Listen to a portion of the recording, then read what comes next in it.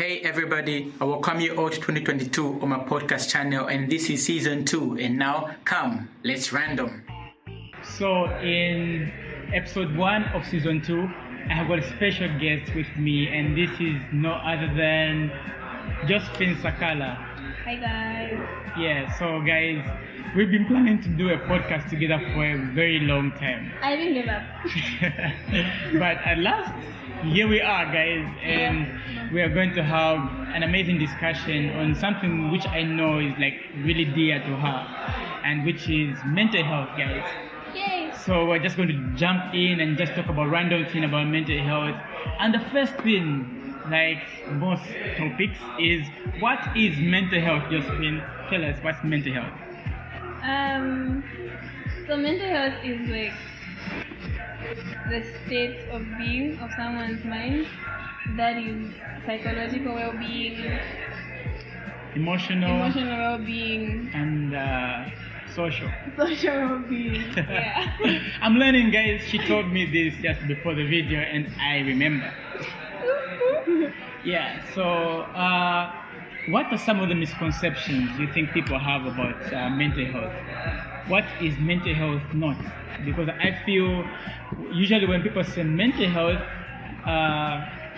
already somebody's thinking about maybe people going crazy Yeah.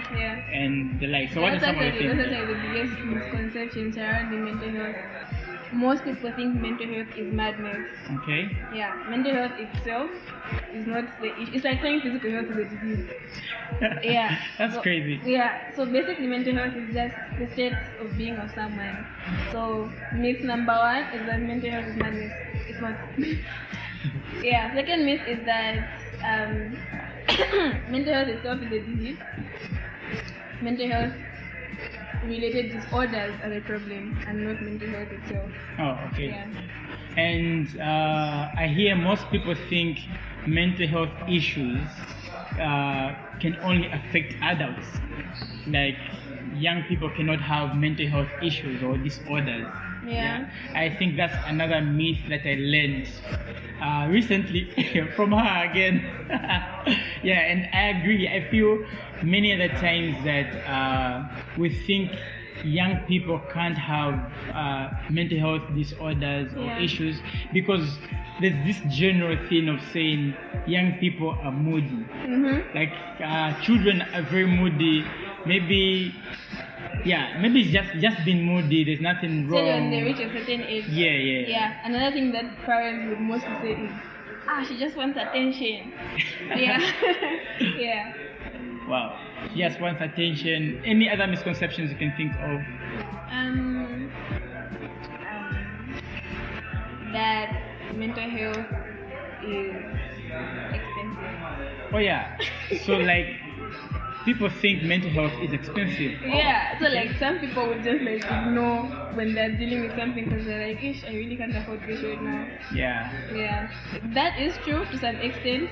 Mental health related treatment is expensive, but then in this day and age, we have a lot of organizations and resources providing like free help. Yeah. Oh, that's really, really interesting. So the other thing is, what is the issue? Since you said mental health is not the issue, what is the issue? And I would like to get a definition for that issue. The question should be, what are the issues? Okay, yeah. What are the issues? Okay. Yeah, so mental health is not a problem, like we've been saying. Yeah. But mental health related disorders are the issue. So some of these disorders are depression, anxiety, being some of the most common ones. It's not that deep, but then it goes as deep as PTSD, OCD, NF has OCD, did you know that? Oh yeah. Yeah. OCD, bipolar disorder, schizophrenia. Yeah, there's quite a number of types of mental health related disorders. Oh, Yeah. so even anxiety and depression? Yeah. Oh, okay. Interesting. No, I asked because I feel like these are the two common things I've heard. Yeah, they are. People talk about like Yeah. depression and anxiety. Mhm. Yeah. So my next question is, how does one identify they have a mental health disorder or they're having a mental health issue? For yourself? How do you know for yourself? Yeah, how do you know yourself? Is it easy to know?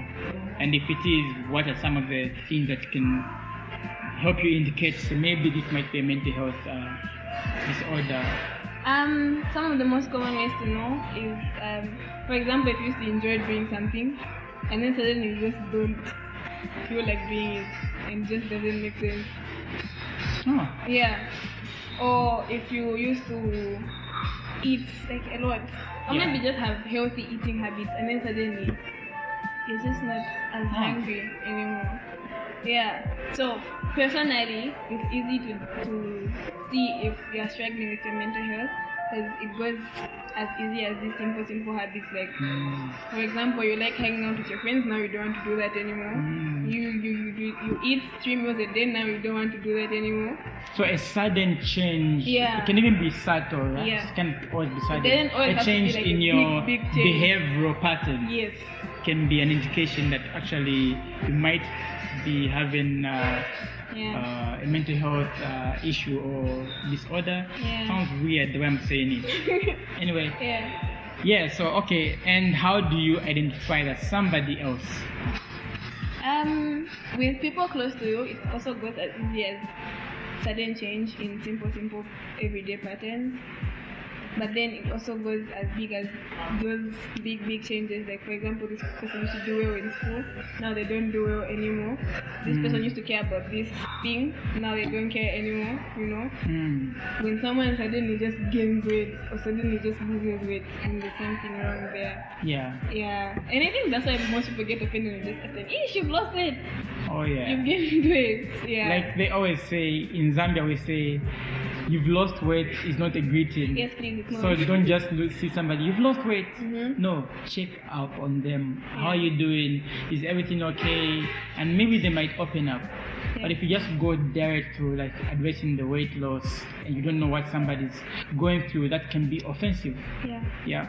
There's also oversleeping. Oversleeping. And undersleeping. And undersleeping. Yeah. Oh, interesting. Can be either of the two. Interesting. Yeah. So in short, at times insomnia is just like a result of a mental health issue. Yeah. Oh, okay. Okay, that's interesting. I'm learning something. I'm really learning something here. And the other question that I would like to ask really is, how does somebody that doesn't know about mental health help somebody who might have a mental health issue? Like, I know there's a lot of advocacy going around right now. There's a lot of resources. People are knowing a lot about mental health. Yeah, definitely. I personally only got to know about mental health really last year. Like I'd never really thought of it. I had heard it, the word thrown here and there, but I'd never, it was just a word. I didn't know it was actually a thing until I got to know you. You actually introduced me to mental health, and I heard about a few mental health disorders because of you, and going with you maybe to a mental health workshop. I don't know if it's a seminar. We went for that mental health match. I remember. Yeah. So the question is, how does a layman help somebody who might be having a mental health issue?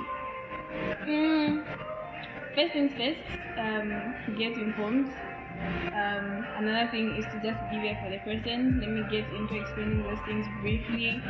Getting informed goes as easy as Googling simple terms like what is depression, how to identify someone with depression, what to say, what not to say to the person, and then with relation being there for them. You don't have to necessarily come to them with all this information like, okay, you have bipolar disorder, so now we are going to medicate. No, just, hi, I'm your friend, can I visit you? Randomly call them, check up on them. Yeah, so just be there for the person and get informed. So in short, you're trying to say one of the biggest that somebody who's a layman can do is being there as a friend, as in be there as a friend. And it's through that friendship I feel maybe somebody's able to open up maybe what they might be going through, or that's how you can even identify some of the triggers, what triggers these issues they are going through and the like. And yeah, I feel from being a friend and just loving on people, there are so many things that can happen. Yeah. Yeah, you can really help. I think love, yes, somebody might need professional help, somebody might need some medication depending on the situation, but I feel everybody needs love. Yeah. Everybody needs love.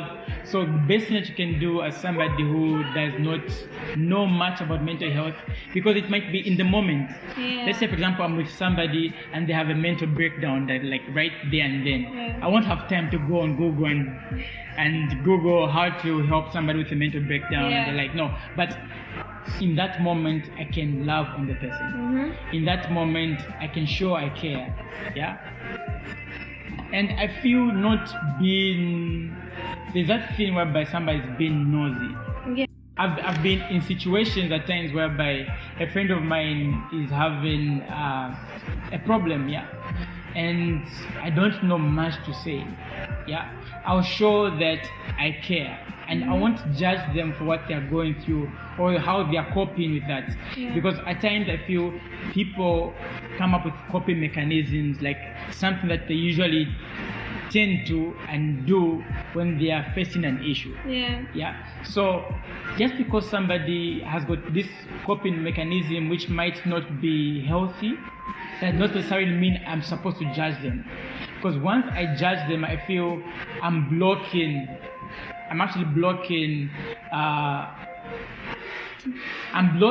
putting a wall between me and them, as in they can't even come and open up with me, yeah.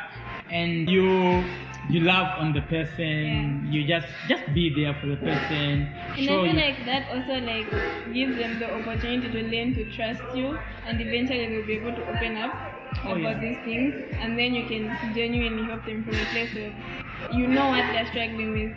Because in the beginning you just want to be there for them because you're not sure what they're struggling with, but when they do open up to you, it's easier for you to actually find resources that can actually help them. So from the place of being there for them, loving on them, eventually they'll learn to trust you and they'll learn to open up to you.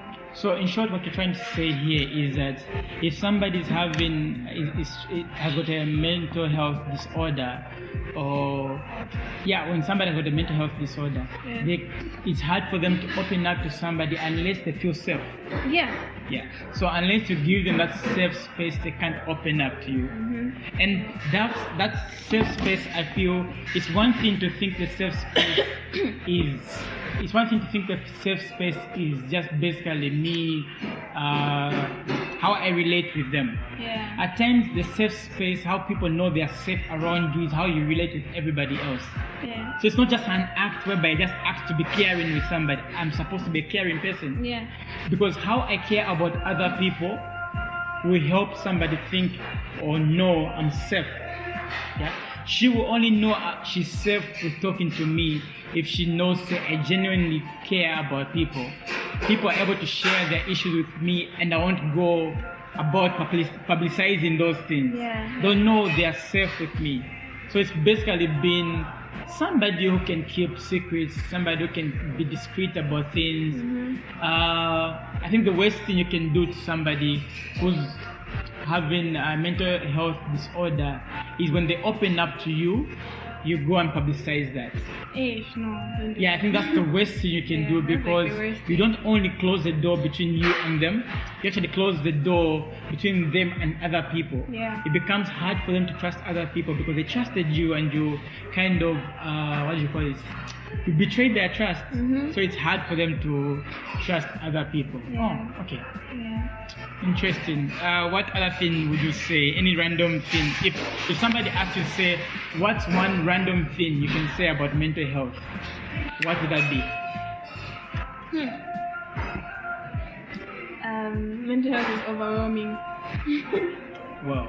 Yeah. Mental health is overwhelming. Yeah. What's that? What does that mean? So, this one time, this friend of mine, two friends of mine actually, both struggling with different issues.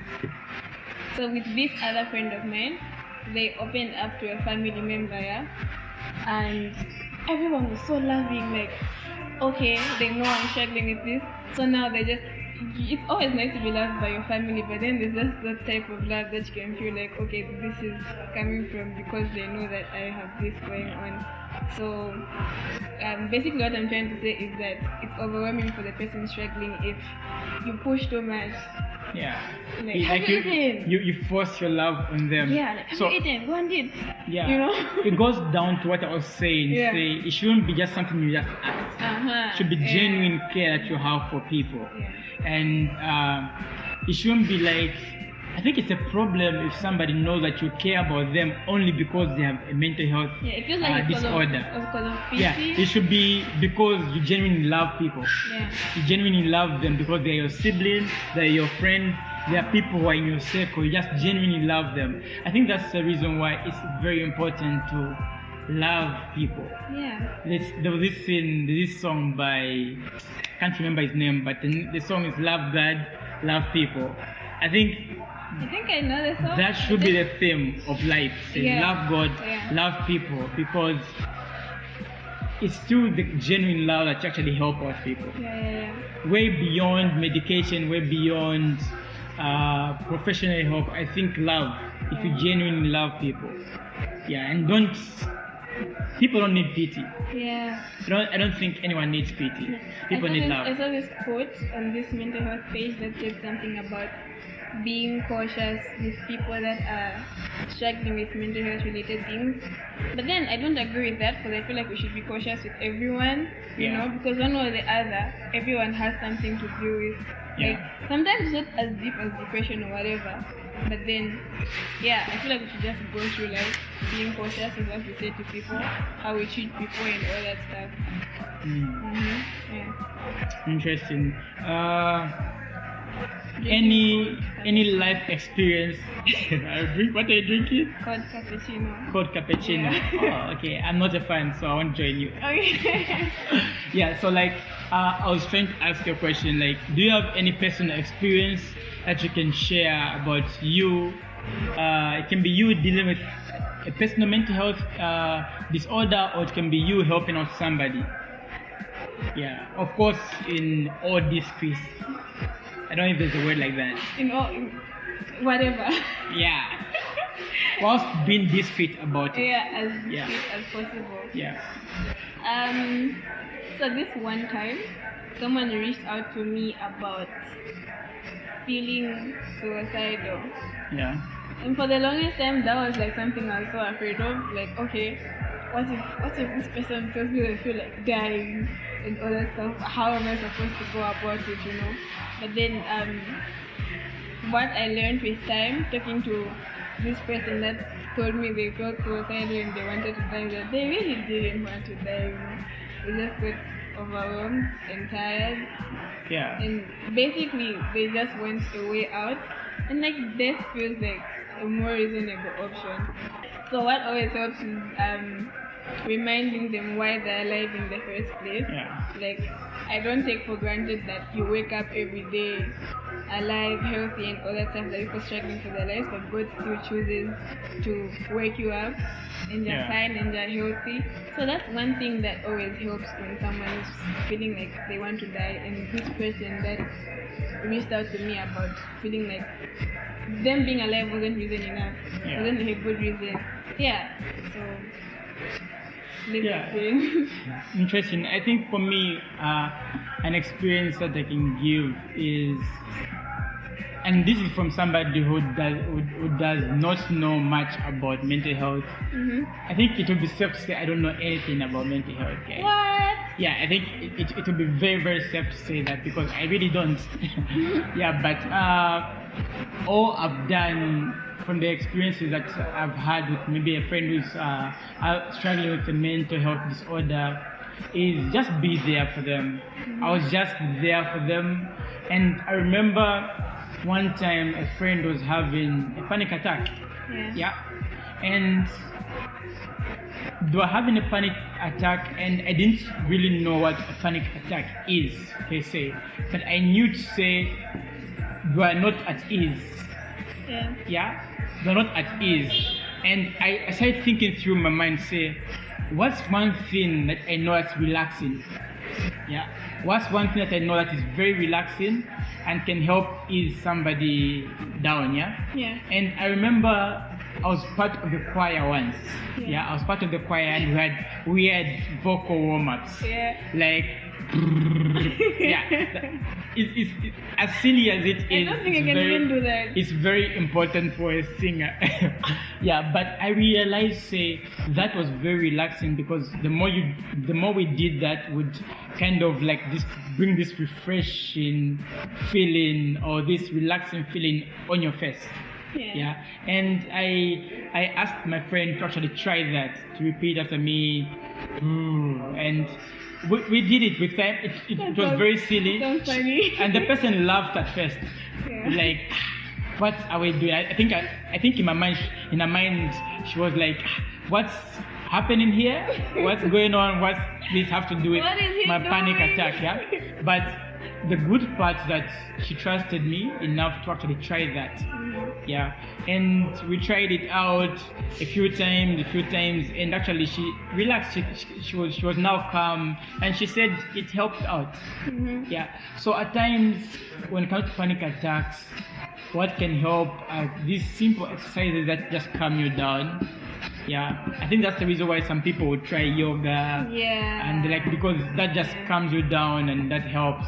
And yeah, so just be there for somebody. Don't and always be okay. Not that for me, maybe it's a little bit easier for me because I'm always looking for something positive in situations.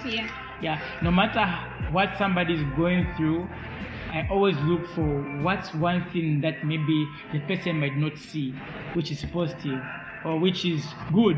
Yeah, and I always remind my friend, and my friends say, you know what, this is good.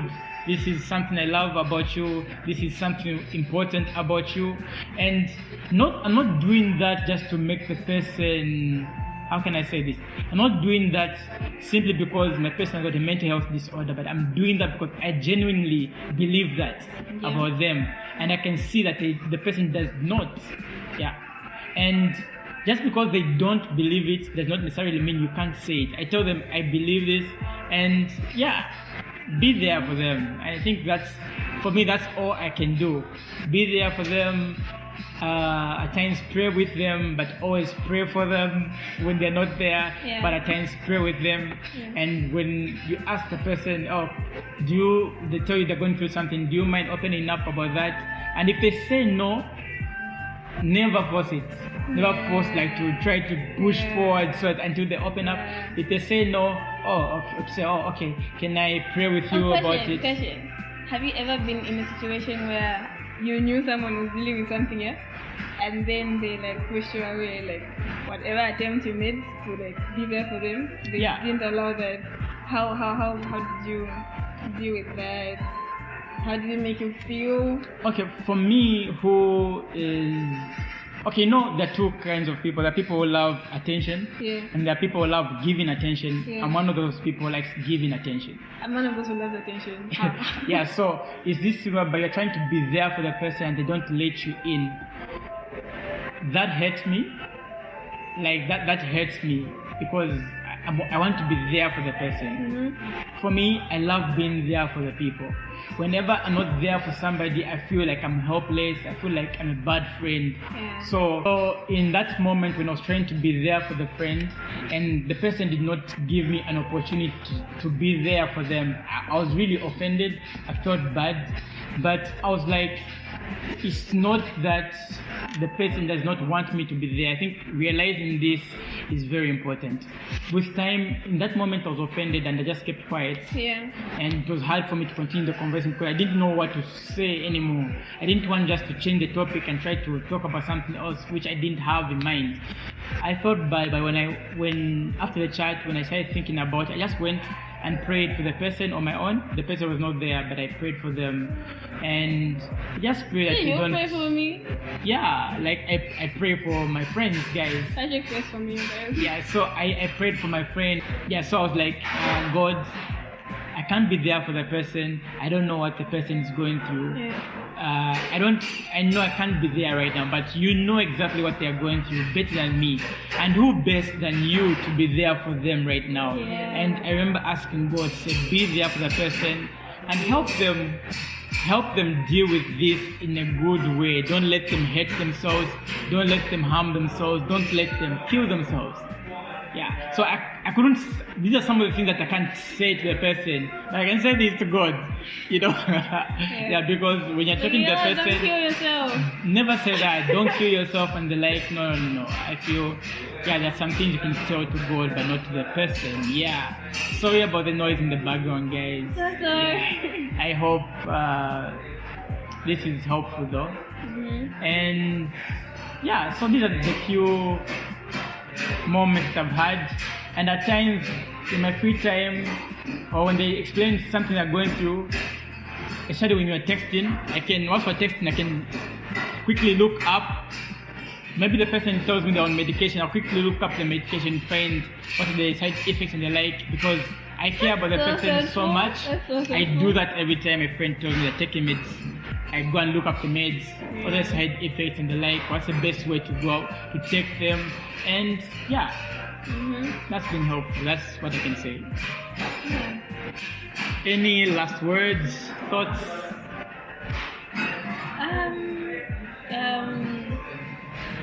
Be there for people and also allow people to be there for you, basically. Yeah, be there for people, allow people to be there for you. You are not alone. There's always somebody who can be there and help you go through what you're going through. Yeah. And what I can say now on my side, I know I added to her statement, but anyway, yeah, what I can say is that we should never think anything that somebody is going through as in they can't overcome it. I feel like everything that we can ever go through, we can overcome. And have faith in yourself and whatsoever you're going through. Have faith that you can actually overcome that. It may not be today, it may be a journey, but what's really important is that you are on that journey. Continue moving forward. And if it's somebody, a friend, always have faith that they'll actually overcome it. They'll come through it. Never stop trusting. Never think like they can never overcome it. Always believe in them, and always let them know that you trust they'll overcome it despite them not believing it. Keep on reaffirming that. And we are never beyond overcoming. There's nothing which is, so long as you breathe, you can overcome that thing, and you are not alone. So guys, what's the thing Enoch said happened? There's millions of us just like you. Yeah, you say there are millions of us just like you. Yeah. So hope you find, if you're somebody who's having some mental health issues, hope you find somebody you can confide in and somebody who can really help you with that. Because I always tell people, whoever you are able to open up with in your most vulnerable state is very important. It's not everyone you can open up to, but I'm hoping and praying that whoever is listening to this, that God actually brings somebody in your life whom you can open up to and whom can help you with what you are going through right now. So love you guys. Thank you for watching my video.